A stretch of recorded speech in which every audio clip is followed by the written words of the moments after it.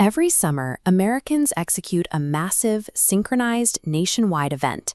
Neighborhoods fill with the smoke of backyard cookouts, tables are covered in flag-themed desserts, and the night sky is routinely overtaken by community fireworks displays. We accept an extreme amount of physical risk to observe this specific date. According to the Consumer Product Safety Commission, around 14,700 people end up in the emergency room injured by fireworks each year. We routinely hand children sparklers that burn at 2,000 degrees Fahrenheit, a temperature hot enough to melt certain metals, just to participate in the tradition. Yet the origin story driving this obsession is historically inaccurate. The Founding Fathers placed almost no importance on the actual date of July 4th. The nation's most recognizable physical symbol of liberty was a retroactive marketing gimmick, and the sacred document at the center of the holiday didn't actually guarantee any legal rights. The United States is currently approaching its semi-quincentennial, the 250th anniversary of independence in 2026, and the federal government is preparing massive national celebrations. To understand exactly what we are celebrating, we have to separate the mythological modern spectacle from the messy, bureaucratic reality of how the nation actually started. John Adams was certain he knew when Independence Day would fall. He wrote to his wife predicting the occasion would be celebrated by succeeding generations with pomp and parade, with shoes, games, sports, guns, bells, bonfires, and illuminations. The date he was talking about was July 2nd. This 1776 timeline shows the Continental Congress actually voted for independence on July 2nd. July 4th was merely a clerical milestone to formally approve the Declaration's text, and the famous scene of Founding Fathers signing the document didn't happen until August 2nd. By elevating July 4th above the other dates, our national origin story prioritizes the symbolic branding of the document over the actual political action of voting for independence. That preference for branding extends to the ultimate physical icon of the revolution, the Liberty Bell. Its famous damage is routinely treated as a battle scar of early American freedom. In reality, that wide fissure is just a completely botched repair job by metalworkers in 1846, attempting to fix a much smaller hairline split. In 1776, the bell was completely ignored by the revolutionaries.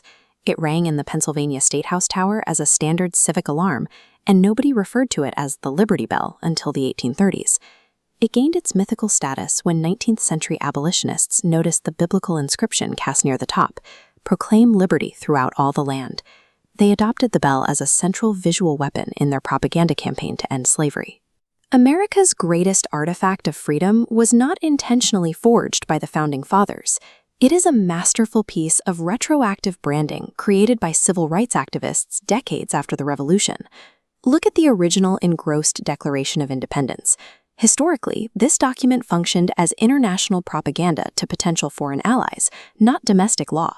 When Jefferson wrote that men are endowed with unalienable rights, those promises carried no legal weight and were entirely unenforceable. Establishing a binding legal framework required a separate, brutal political process. This public printing of the Constitution shows the text drafted in 1787, more than a decade later, to actually build a functioning government. Even then, the original Constitution failed to protect individual freedoms against the new federal government. As this 1789 document shows, it took the proposal and ratification of the Bill of Rights to finally secure basic civil liberties in writing. The Declaration of Independence was merely a rough draft of American ideals. Turning those philosophical promises into tangible liberty required a grueling, multi-generational legislative process. If the date is off by a month, the bell is a PR stunt, and the Declaration was an unenforceable advertisement, the obvious question is whether the 4th of July is a lie. It is not, because subsequent generations forced the document to matter. During the Civil War, Abraham Lincoln weaponized Jefferson's language, defining the Union's survival by the explicit proposition that all men are created equal. A century later, Dr. Martin Luther King Jr. stood at the Lincoln Memorial and invoked the Declaration directly. He called those words a promissory note that marginalized Americans were finally demanding to cash. The enduring myth of 1776 is that freedom was achieved in a single perfect moment. The historical reality is that securing these freedoms has required centuries of relentless fighting, amending, and protesting. As the country approaches the 2026 semi-quincentennial, recognizing that distinction is the most critical part of the celebration. Lighting fireworks and gathering in backyards is not about honoring a static, finished past.